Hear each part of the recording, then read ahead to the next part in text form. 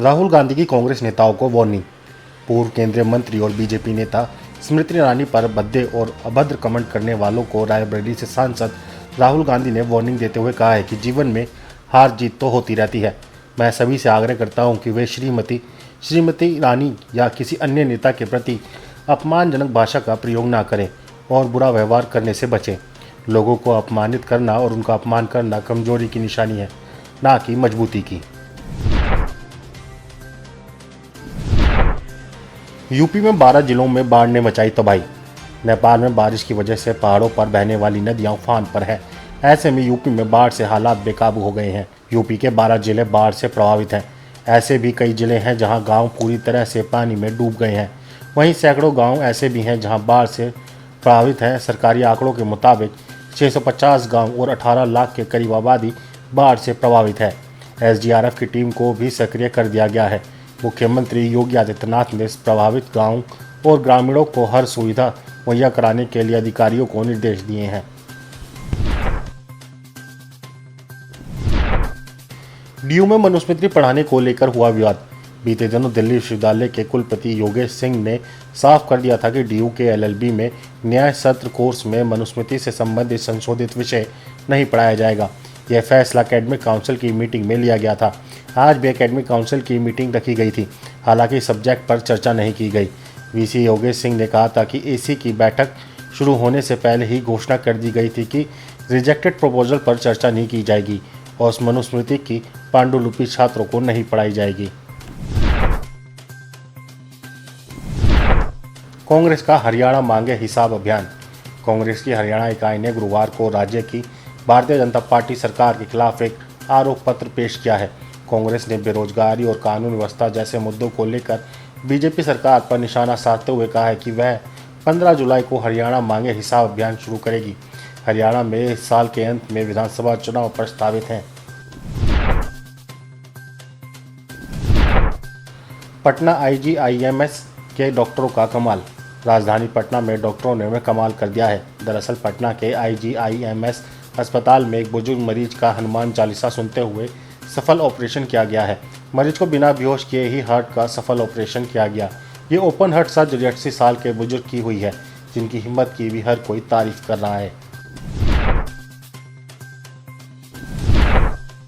जगदलपुर नगर निगम की बड़ी लापरवाही। छत्तीसगढ़ के जगदलपुर में स्थित प्रदेश के सबसे बड़े तालाब और ऐतिहासिक दलपत सागर का रखरखाव करने में नगर निगम विफल साबित हो रहा है। शहर के 10 से अधिक बड़े नालों का गंदा पानी सीधे दलपत सागर में पहुंचने से दलपत सागर का पानी लगातार प्रदूषित होता जा रहा है। यही वजह है कि रियासतकालीन इस तालाब में सिर्फ और सिर्फ जलकुंभी ही दिखाई पड़ रही है।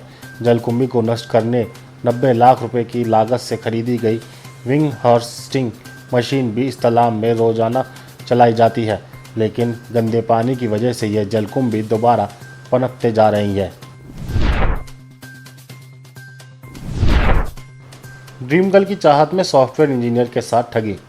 छत्तीसगढ़ के बिलासपुर का सॉफ्टवेयर इंजीनियर अपनी ड्रीम गर्ल की चाहत में ठगी का शिकार हो गया।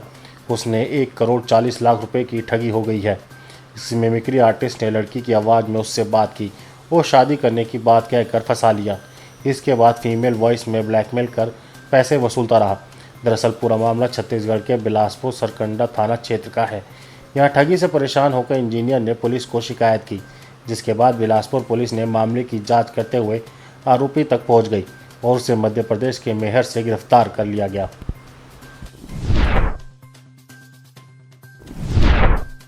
राजीव शंकर होंगे हिमाचल हाई कोर्ट के नए chief justice. Delhi high court के वरिष्ठ न्यायाधीश न्यायमूर्ति राजीव शंकर हिमाचल प्रदेश हाई कोर्ट के मुख्य न्यायाधीश होंगे। सुप्रीम कोर्ट कॉलेजियम ने जस्टिस राजीव शंकर को हिमाचल प्रदेश हाई कोर्ट का मुख्य न्यायाधीश बनने की सिफारिश की है। केंद्र सरकार की मंजूरी मिलने के बाद न्यायमूर्ति राजीव शंकर हिमाचल प्रदेश हाई कोर्ट में मौजूदा chief justice MS Ramchandra Rao की जगह लेंगे। न्यायमूर्ति एमएस रामचंद्र को झारखंड हाई कोर्ट ट्रांसफ़र करने की सिफारिश की गई है। आरबीआई ने दी अंबानी को गुड न्यूज़। देश के सबसे अमीर कारोबारी मुकेश अंबानी के रिलायंस समूह को आईपीओ के कयासों से पहले आरबीआई से खुशखबरी मिली है। रिजर्व बैंक ने समूह की वित्तीय सेवा प्रदाता कंपनी जियो फाइनेंस सर्विसेज को कोर इन्वेस्टमेंट कंपनी बनने की मंजूरी प्रदान कर दी है। सेंट्रल बैंक से मिली इस मंजूरी के बाद जियो फाइनेंशियल सर्विसेज का गैर बैंकिंग वित्तीय कंपनी से कोर इन्वेस्टमेंट कंपनी में बदलने का रास्ता साफ हो गया है। जियो फाइनेंशियल ने आरबीआई से मिली इस मंजूरी की जानकारी शेयर बाजार को दी है। ग्लोबल कंपनियां चीन को छोड़ आ रही भारत। दुनिया की दिग्गज कंपनियां ग्लोबल सप्लाई चेन के लिए चीन का विकल्प तलाश रही हैं और इसका बड़ा फायदा भारत को मिलता नजर आ रहा है। ग्लोबल सप्लाई चेन में हो रहा बदलाव कई एशियाई देशों के लिए ग्रोथ का सुनहरा अवसर लेकर आ रहा है, जिसकी अगुवाई भारत करेगा। नुमोरा ने इसको लेकर रिपोर्ट जारी की है, जिसमें China plus one strategy policy को लेकर 130 फर्म के साथ सर्वे किया गया। इस सर्वे के मुताबिक ग्लोबल कंपनियां सप्लाई चेन के लिए चीन के बाहर दूसरे देशों में अवसर तलाश रही हैं। अजरबैजानी राष्ट्रपति का बेतुका बयान।